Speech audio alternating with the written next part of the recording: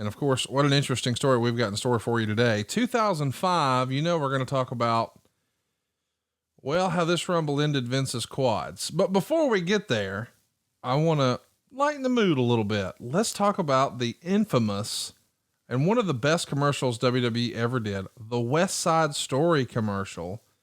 Let's take a listen. I want to play a little audio from that.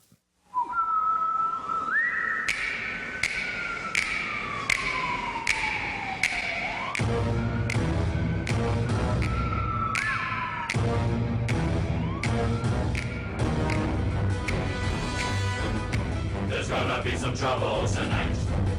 A very royal rumble. That's right. We'll step into the ring. We'll reach an understanding. When the smoke is clear, I'll be the last man standing. I'm gonna settle every score tonight. They'll take back every word they say tonight. I'm gonna show the door to every saint or sinner. There can only be one Royal Rumble winner.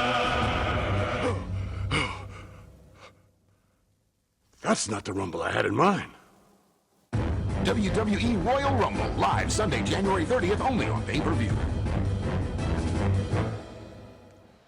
Really a phenomenal commercial, but it does make me laugh every time I see it. I mean, Rey Mysterio with the wig on top of the mask, Benoit not needing to wear a wig, but these guys snapping and clapping and singing.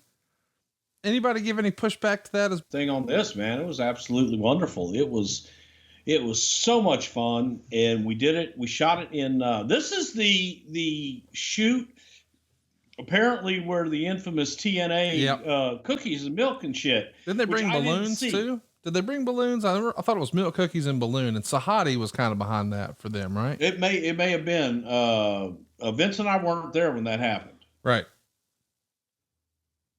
So we came up and they said, oh yeah, hey, the TNA guys, came over and, they mentioned their names and we said, who? But yeah, I wasn't there for that. So Bruce, tell me about, when you think about your favorite commercials that you guys shot over the years, it feels like this one and the WrestleMania, I think it was 22 when WrestleMania went Hollywood and you had all the old movie spoofs.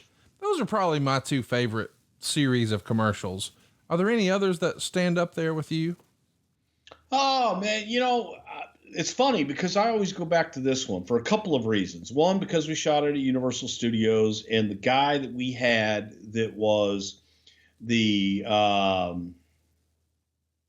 I guess the associate producer, stage manager was so good and handled the talent so good. And it could have been one of those situations where you could have put somebody in there and the boys would have looked at him like, who the hell is this guy? Right. But this guy was able to handle them very professionally, and he did every move. And he would get down, and he would snap his fingers, and he would dance, and he would do his shit, and he would sing. I mean, like, he knew the commercial forward and backward. Right. So he would tell everybody, he would do everybody's part for them. And it could, it was one of those things where you're watching it at first, it's, ah, ha, ha, ha, and all that stuff, and funny, ha, ha. But at the same time, it's serious because you got to shoot this commercial. And this guy just, barreled through it. I remember the catering people coming through with shots of espresso. It was a long shoot. And it was a pretty intense and good fun shoot, but everybody was having fun because it was so different. It took you out of the norm of what you'd normally do. And guys were loving it and jumping up on the cars. And it was a good fun shoot. Bradshaw didn't need to do anything to his hair. No. His was goofy 1960s all the way. Just perfect.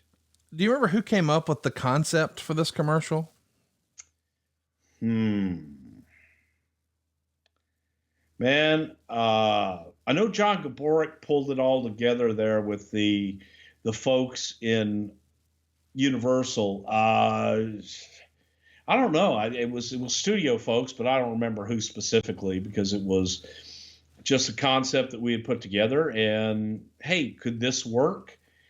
The creative services people back at the office had come up with the poster and thought, hey, what if we did a West Side Story kind of theme? And then it was a theme that carried all the way through. And it just fit. It just fit. And it was one of those that you never in a million years would have expected to see. And then when you saw it, you couldn't get it out of your head. Really a home run. And I'm not saying this to be funny. This had to be Pat Patterson's favorite one, right? I mean, WWE and singing, that's like right up his alley. He loved to sing. I just want to do the my way. I did it the my way. Hey, it's Conrad Thompson. Thanks for checking out the podcast here on YouTube. Be sure to hit the subscribe button and the notifications bell so you get a notice anytime we upload some new content.